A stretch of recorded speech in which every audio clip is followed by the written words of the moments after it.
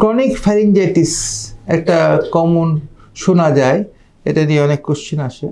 Chronic pharyngitis গলার মধ্যে একটা কিছু খুসখুস করা, গলার মধ্যে সারাক্ষণ মনে হয় কিছু একটা আটকে আছে, গলা পরিষ্কার করার প্রবণতা, এটাকে আমরা ক্রনিক ফ্যারিঞ্জাইটিস বলে থাকি। অর্থাৎ অ্যাকিউট ফ্যারিঞ্জাইটিস মানে গলার মধ্যে প্রচণ্ড ব্যথা, কিছু কিছু জিনিস গলা একই জিনিস গলার মধ্যে আটকে থাকা, গলাতে শ্বাস নিতে না পারা, ঢোক গিলতে কষ্ট, অ্যাকিউট ফ্যারিঞ্জাইটিস। আর ক্রনিক ফ্যারিঞ্জাইটিসের কম পর্যায়ে কি গলার মধ্যে মনে হয় কিছু একটা আটকে আছে, গলা খুসখুস করতেছে, একে আমরা ক্রনিক ফ্যারিঞ্জাইটিস বলে। কিছু কিছু জ্বর জ্বর ভাবও থাকতে পারে। এটার কারণ সাধারণত কয়েকটা। একটা হলো প্রদাহ।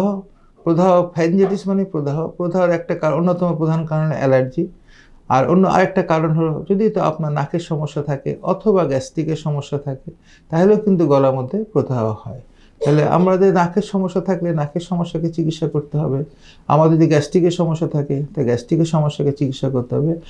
আর সবচেয়ে ইম্পর্টেন্ট জিনিস হলো কি, আমরা যেটা আগেও বলেছি বা অনেক সময় বলি, লবণ গরম পানি দিয়ে আমাদের গলাকে গড়গড়া করতে হবে। বাতাসের কুসুম গরম পানি, 1 চামচ লবণ, 1 চামচ খাবার সোডা নিয়ে, 4 চামচ নিয়ে দিনে 4-5 বার আমাদের উজু করার সময় যেরকম কুলি করে গড়গড়া করব।